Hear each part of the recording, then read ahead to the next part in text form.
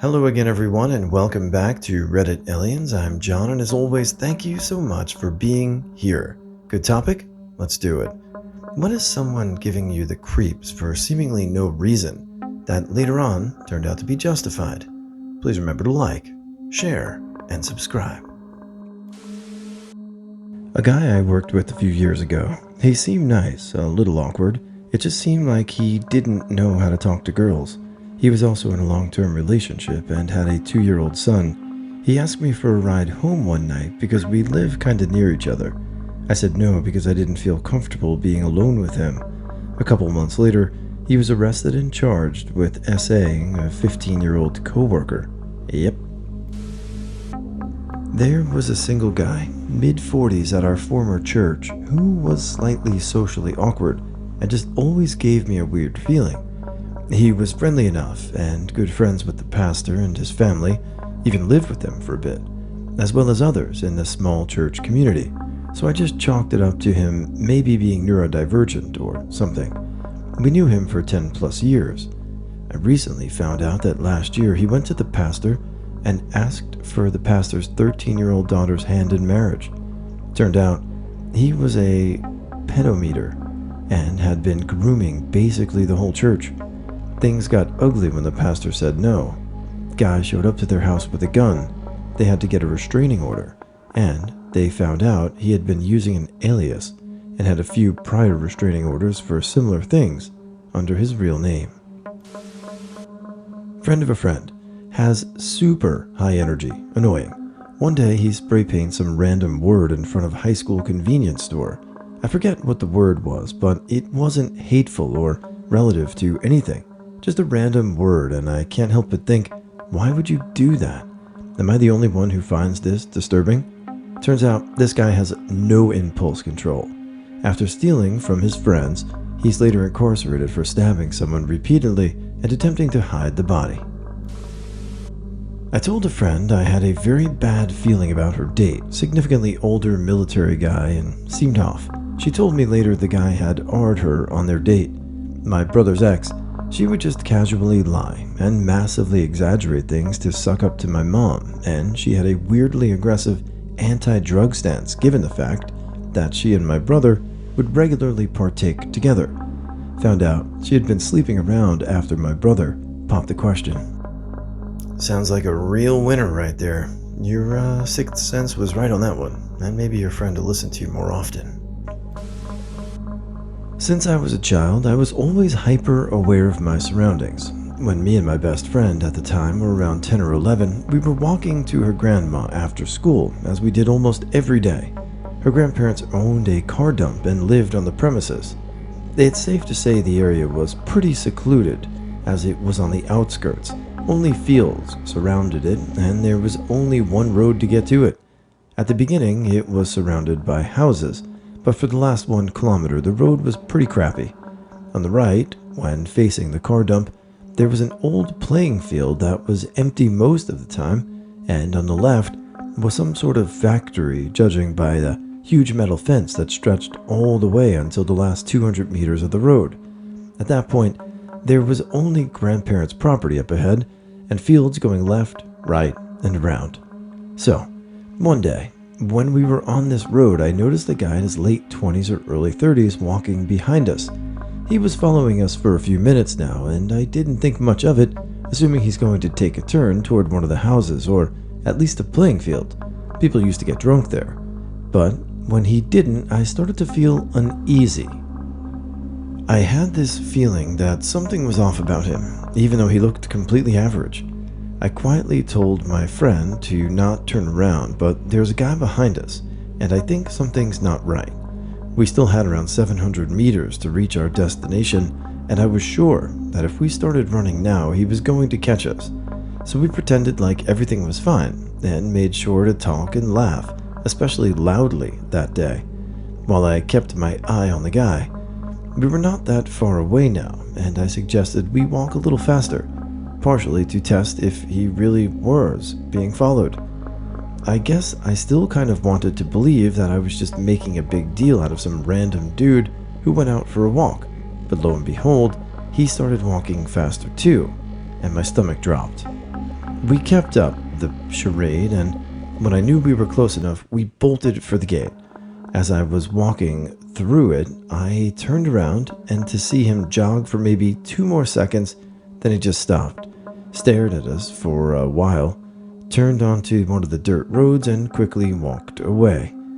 We didn't go into the fields to play for a few days after that, and since then, I was always on edge walking that path. Thankfully, we never saw that guy again. Some guy used to linger in the men's locker room and just everywhere at the Y. No big deal. He's harmless. Seemed weird. One day I'm in the shower in the boys' lockers after basketball, and I get the feeling someone is watching me. Turn around. Yep, hand in his shorts. He got banned. Had a not very close friend in high school. They were more friends of a friend since I got along with most of the group and hoped and hopped around a bit. So I didn't have many what I would consider close friends. Every time I was around this person, whether I was at school or outside of school with other friends, something just seemed off. No one else really felt it, I just never felt right about them. Years and years later, I get sent a link to a news article.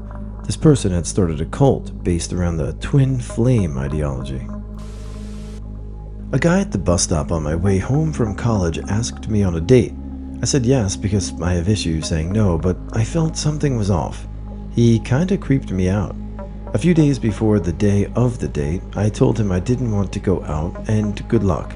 He was 19 and later arrested for telling a 13-year-old was a decoy set up by pedophile hunters. He wanted to show her how babies are made, sent hundreds of explicit photos and texts, and told her she would watch certain adult content so that she can learn what to do sexually. His excuse was that he wanted to teach and guide the 13-year-old on what to expect growing up. He was also doing volunteer work at a youth club. He was sentenced to a year in a young offenders institute. A guy I met in college. He would hang out with my group of friends but wasn't really liked or noticed. I tried being nice to him and giving him a chance. He asked for my number and I gave it to him, trying to be nice because maybe he was just misunderstood. He tried to ask me to be his girlfriend right away and I politely said no because I was in a long-distance relationship at the time. After that, I just felt he was weird and kind of desperate because he tried to get my attention all the time, so I started to distance myself. One day, after I drove to my job after college, I looked and saw I got a voicemail. It was from him saying he got into a car accident. Of course, I said I was sorry to hear that and felt guilt-tripped into talking to him again. The next day, sitting with my friends in college, I found out he was there with them and never got into a car accident and sent that voicemail just to get my attention. I found it kind of creepy and insane. The next time I saw him after that was a year later, when I worked at Kmart, and he came in with his girlfriend, and he just walked around aimlessly, and was kind of shocked he found out where I worked. After that, even a couple years later, he kept trying to message me on Snapchat, and texting me and getting blocked multiple times. I told him I would call the police, and he pretty much just laughed at it. Thank God now he's moved on, but I found it so eerie that he tried to get in touch with me years after college, and I hope I never hear from him again. Lesson learned though, don't give the person everyone doesn't like a chance. There's a reason for it. We had this roommate in college that we just got weird vibes from. Like, he was nice, but not in a natural way, more like a trying on being nice sort of way. Well, a few years back, he gets arrested for stabbing his dad. Dad lived, and not only lived, but paid for their son's attorney so that he avoided jail time. They're wealthy and really don't like negative attention. So in a story like this, do you think that it was more about love for a child or just protecting the family name? The therapist I had from the age of 11 to 14. My dad was a pastor, so he sent me to this Christian one every other week. The counselor was in his early 60s, I believe. The first red flag was that he wasn't allowed to see clients under the age of 15, but I was an exception. The second was that he kept telling me we shared a special bond.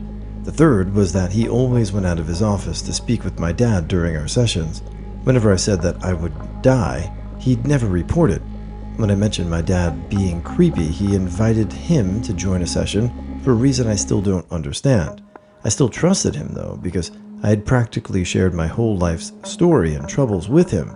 Long story short, when I was eventually put into a psych ward, I signed some papers having to do with my mom being able to accept my psychiatrist's notes.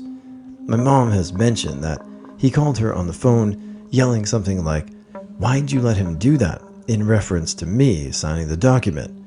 Anyways, a month ago, I finally had the courage to read the notes. On the top of each page was my birthday, except it wasn't. It said I was 1 day and 1 year younger than I actually was. Someone faked my age, and I still don't understand why exactly. I walked to school for a while, and this lady who I'd walked past the house of would always be nice to me out of nowhere, and I didn't know her, and since I'm not used to people being nice to me, especially not right off the back, I became suspicious. So I decided to play along until I got her name, and then I ran a background check on her, and she was a registered SO who went after high schoolers. I took the bus ever since. Adult daughter introduced us to her new boyfriend. After they left, my wife mentioned that he seemed off to her. I'd felt that too, but dismissed it as guy dating my daughter. We googled his full name, and the first hit was one of those most wanted sites with mugshots and a list of convictions. Apparently, he was wanted in 3 different counties, mostly for driving without a license, but also check deception and failure to appear. He had already talked our daughter into signing for a new truck, trailer, and equipment for his construction business. After we called in an anonymous tip, he was arrested and sent to jail in one of the other counties, and we helped our daughter disentangle herself from him. She still lost some money returning the truck, but the trailer and equipment were leased, and they let her cancel the lease. It's also possible that he was still married in another state. A family member married a guy from Asia after meeting them on Facebook and only knowing them for a few months, and she only met him a few days before their wedding. The guy was waving red flags, but she ignored them. They're divorced now. He turned out to be a raging alcoholic. He cheated on her, just generally tried to make her feel shitty every chance he got. We had a bakery before, and since my parents didn't know how to bake, ironically, they had been hiring stay-in bakers. There was this one dude who I thought was weird, but I couldn't point my finger on it.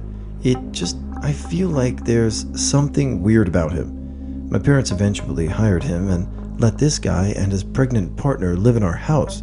My parents hired stay-in bakers since the bakery was open 24/7, and he was staying in our house. My gut keeps on telling me that this man is hella weird, and this gut feeling keeps getting worse as he prolongs his stay in our house. It turns out that he's been sneaking notes into my then 22-year-old sister's room, telling her that he wants to build a family with her, and that he wants to date her. Note, the man was in his 40s.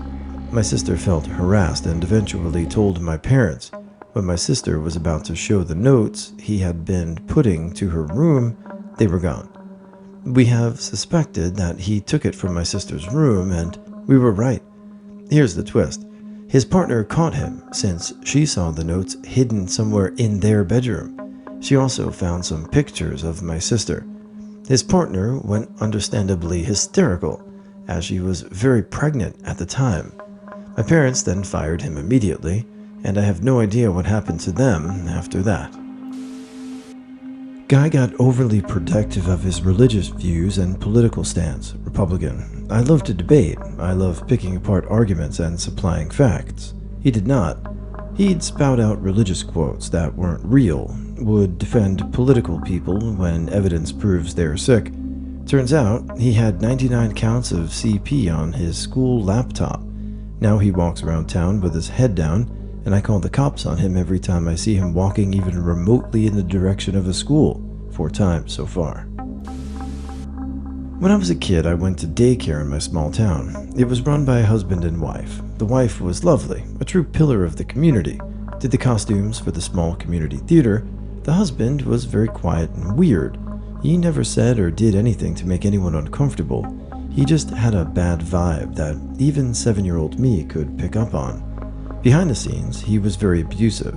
She tried to divorce him and filed for a restraining order. He ignored it one night, came back to their house and murdered her and their 2 children before killing himself. It was horrible, obviously. The whole community was devastated. She was a ray of sunshine, one of those people who spread kindness everywhere she went. Her kids were also popular, athletic, good students, had the whole world in front of them. What a shame and a complete tragedy.